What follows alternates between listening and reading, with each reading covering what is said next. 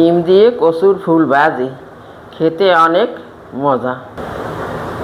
আসসালামু আলাইকুম। আজকে আমি ডিম দিয়ে কচুর ফুল ভাজি করব। জাল ফাঁস বেশি দিয়ে দেব। মাঠে ফুলো ফল, নদী বড় জল, পাখির কণ্ঠে গান, সকল তোমার দান।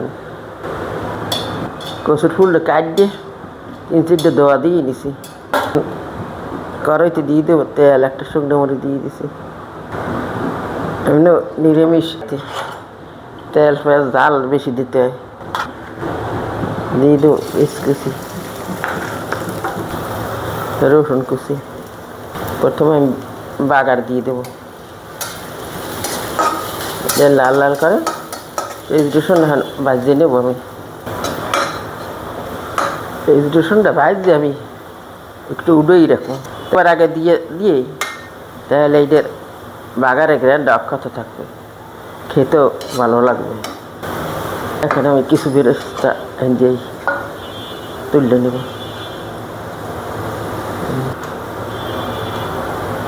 দিয়ে দেবো কচুর ফুল,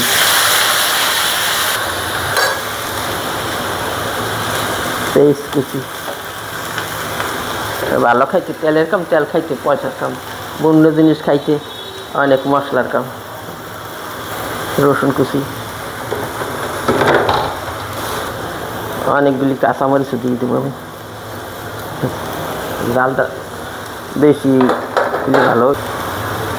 একটু হলুদের গুঁড়া, একটু লাল মরিচের গুঁড়া, স্বাদ মতো লবণ।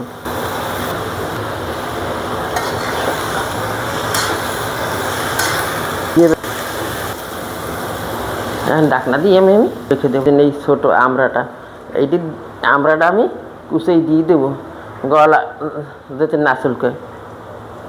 ধুয়ে নিছি আমড়াটা আমি, ছোলা শুদ্ধ এভাবে করে এই গেরেটা দিয়ে করে দিয়ে দেবো। খেতেও ভালো লাগবে, গলা চুলকাবে না।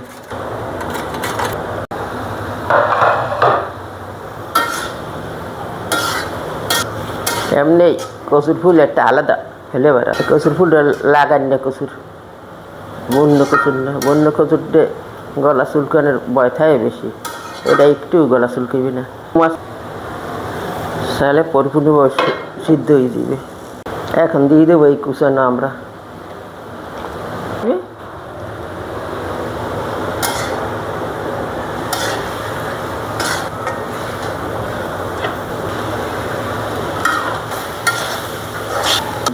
একেবারে নরম হয়ে গেছে।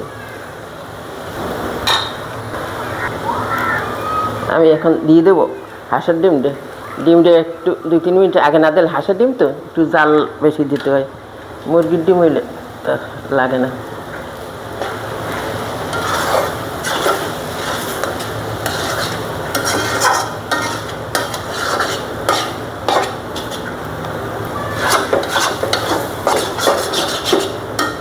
কচুর ফুল এই যে মনে করে বাজি করে খেয়ে দেখো, খেতে অনেক মজা এটা। এখন দিয়ে দেবো আমি এবার বেরেস্তাটা।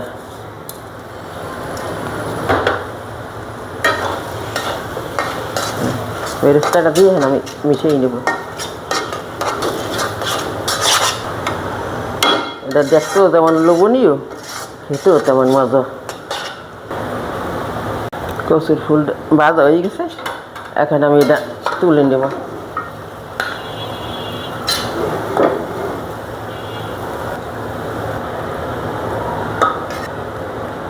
ডিম দিয়ে কচুর ফুল ভাজি খেতে অনেক মজা।